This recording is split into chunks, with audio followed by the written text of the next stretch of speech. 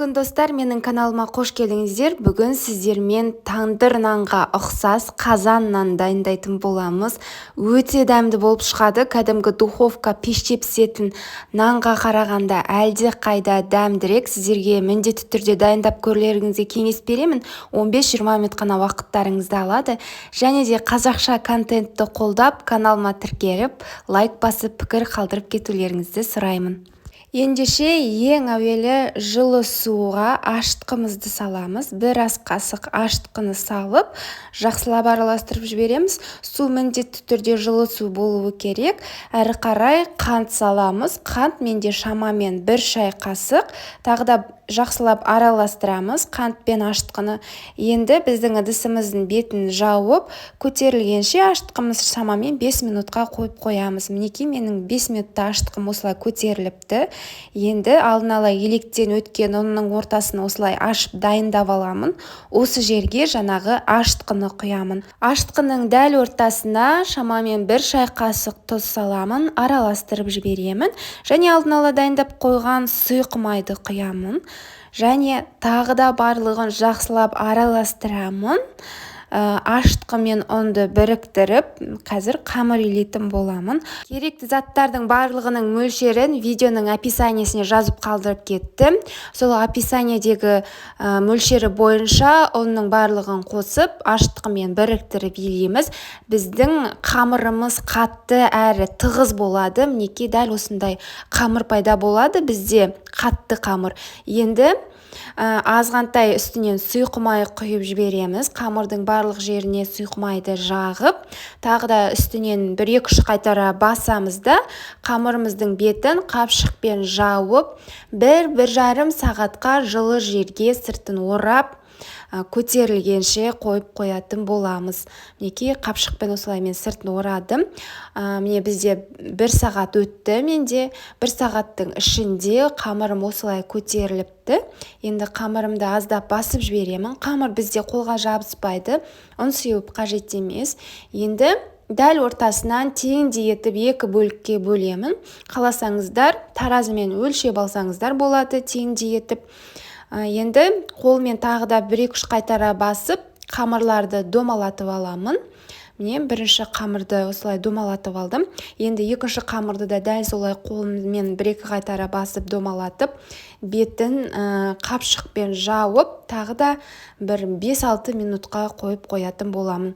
Енді бізге дәл осындай видеодағыдай қазан қажет болады. Біздің өңірде газ болмағандықтан мен плитаның қызуына жасайтын боламын. Газбен ешқандай айырмашылығы жоқ, егер жақсы қызатын болса плита. Енді қазанның да астын қосып қыздырамын, және қақпағын да жанындағы кішірек плитаға қойып, қақпақтың да астын қыздыратын боламын қосып. Менің плитам өте тез қызады, сол себепті оттың астын орташа қызуға қойдым. Міне қазанның өзін де қыздырдым, қақпағын қыздырдым. Егер сізде газ болса, газыңыз қатты қызып кететін болса, сізде орташа отқа қойғаныңыз дұрыс болады. Себебі біздің қазанның қақпағы күйіп кетуі мүмкін. Мінекей қазанның түбі қарайып күйіп кетпесін деп ішіне тұз сеуіп қойдым. Міне қыздар, тағы да бір айтып жіберейін, мен қазанның да астын қостым, мына қақпақ тұрған плитаның да астын қосып қойдым. Екеуін де орташа отқа қойдым, себебі менің плитам тез қызады. Қазан мен қақпақ жақсылап қызғанша мен жаңа қойып қойған 5 минутқа қойған қамырларымды алып, дәл ортасынан қолмен басып күлше нандар дайындайтын боламын. Мінекей видеодағыдай ең әуелі қолмен дәл ортасынан басып аламыз.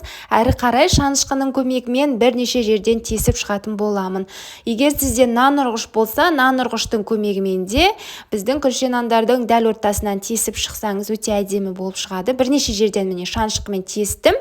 Әрі қарай келесі бетіне аудардым, нанды міндетті түрде, және сол бетіне жұмыртқаның ақ уызын жағып шығамын. Сары уызы жұмыртқаның біздің қазір нандарымыздың бетіне жағуға керек болады, ал ақ уызын нанның астыңғы бөлігіне жағамыз. Мінекей бізде сонда нанымыз қақпаққа жақсы жабысатын болады. Міне мен жаңағы плитадан өте ыстық қақпақты алдым. Қақпақ өте қатты ыстық болып тұр.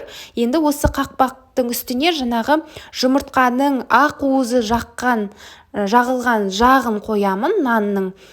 Және осы ыстық күйінде біздің нанымыз қақпаққа тез жабысып қалады, бірақ қолыңызбен жақсылап бекітіп басып шыққаныңызда дұрыс жабысқанына көзіңізді жеткізіп, қазір пісіп жатқан кезде біздің нандарымыз түсіп кетпеуі керек. Тағы да үстінен шаншқымен бір басып жібердім. Әрі қарай бетіне жұмыртқаның сарысын жағамын және қара не ақ кунжут себемін.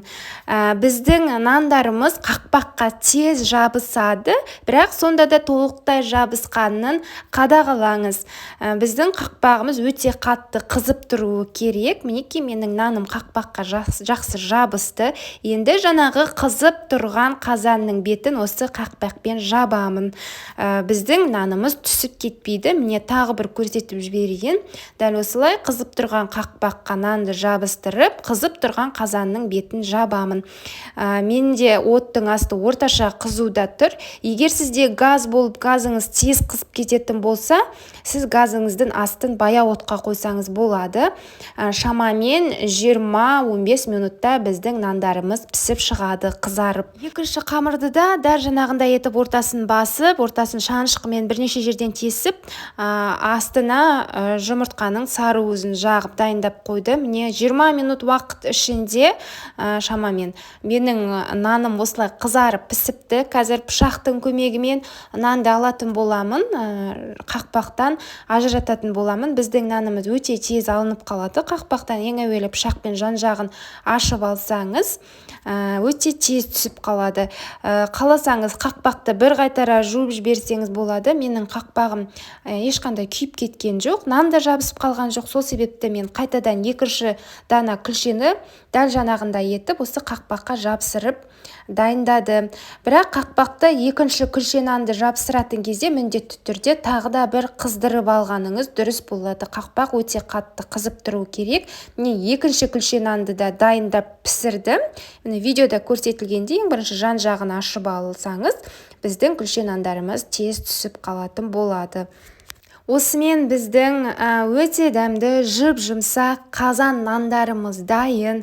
Сіздің көп уақытыңызды да алмайды, бірақ үй жағдайында тандыр нанға ұқсас осындай қазан нандарды жасап көрулеріңізге кеңес беремін. Себебі пеште үйдегі духовкада піскен нанға қарағанда әлде қайда дәмдірек болып шығады.